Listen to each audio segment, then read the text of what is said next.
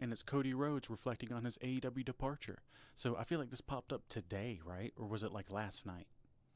It was either last night or today. I think it might have been last night, like literally when we're going to. Okay. So Either way, it's very new. yeah. So in a new interview with the Ringer's Bill Simmons, former undisputed WWE champion Cody Rhodes opened up about his 2022 departure from AEW, a company he helped launch alongside the Young Bucks and Kenny Omega. While Rhodes has previously kept the details vague, this conversation shed light on his feelings near the end of his AEW tenure. There's clearly bad blood, but there's also clearly respect and love, Rhodes admitted. He's never talked about that. He's never mentioned bad blood before. Um, Nope. so the way I kind of see it is, if I felt disrespected ever at WWE, that's one thing. That's the Yankees. That's the flagship of it all. I was just a number on a sheet, maybe, but feeling disrespected at something I built with my friends, I wouldn't stand for it. So Rhodes credited his wife, Brandy Rhodes, who held both on-screen and executive roles in AEW, for being by his side during the decision to leave. He characterized their exit as stemming from a personal issue, though he didn't go into specifics. It was one of those where it was, fuck it, I did way more here than you think, and you're going to find out the moment I'm out the door, Rhodes said. With what I was doing with the American Nightmare, bad guy, good guy, or in between, we were sitting on something magic. And if I'm not going to do it in the house that I literally, with Matt, Nick, and Kenny built, then, buddy, I'm going elsewhere. Following his final AEW match in January 2022, Rhodes made his highly anticipated return to WWE at WrestleMania 38. Since then, he firmly re-established himself at the top of the company, solidifying his spot as one of WWE premier stars. Um, yeah, that's definitely true. It's pretty wild that he finally said that there's been bad blood there, which you knew there had to be at some point. And it's funny because he kind of elaborated on something that he did somewhat bring up back in the day, but in a way friendlier fashion. So he was talking about like kind of how it was him and Kenny, not really getting along well, and he kind of said that they were like in their minds there was like a 1A and 1B type deal, and they both saw themselves as like the top guy, which is kind of weird because they're both, Kenny's barely even around now, and look at Cody, but um, I don't know. He had that stipulation built in where he couldn't win the world title ever, and I'm sure he was a part of that idea that agreed to it.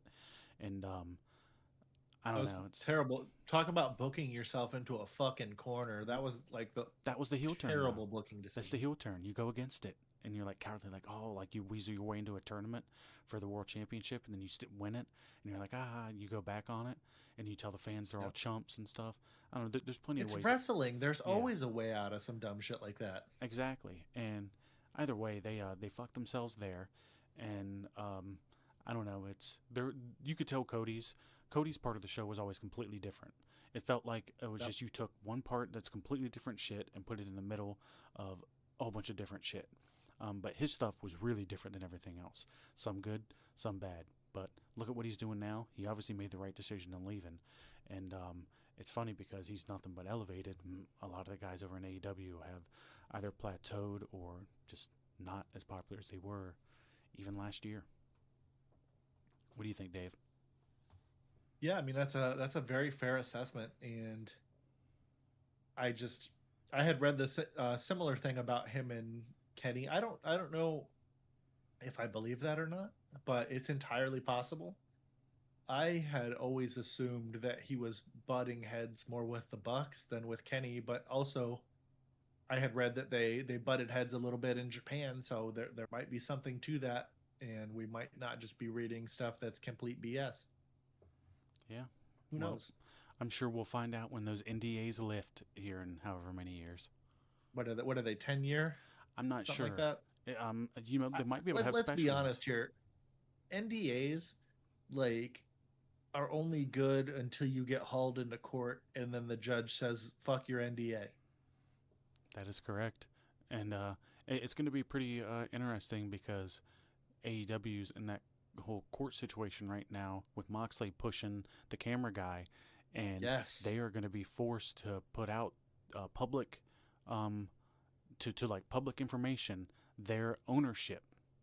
And we've always thought for a while that there's more than just Beatnik LLC Incorporated or whatever the fuck it is. That's Tony Khan's and his sister's company that own. So everybody a lot of people are thinking that it's not them that have 100% ownership of AEW. People think that Warner Brothers Discovery has a stake in it. Some people think Dave has 3%. We don't know that for sure, and this is all alleged shit, but it should be very interesting to see who has a stake in this company. If fucking Dave has a stake in this company, man, it's going to be fucking... It will make so much sense. I know. We'll be here breaking it to you. If it seems like that's going to be happening too, even before it's broke, we'll let you know that it's probably going to be a chance that that's going to be something that's going to happen. We're not going to steer you If something like wrong. that comes out and it's not like on a day that we're doing an episode, we'll probably hop on here and do a special episode because that's fairly it's big. Big news. We can talk on that for like fucking 40 minutes. Easily, because there's a whole lot of shit to be able to unpack and break down there. Yeah, but overall, Cody good, AEW, who knows? Less good. Yeah,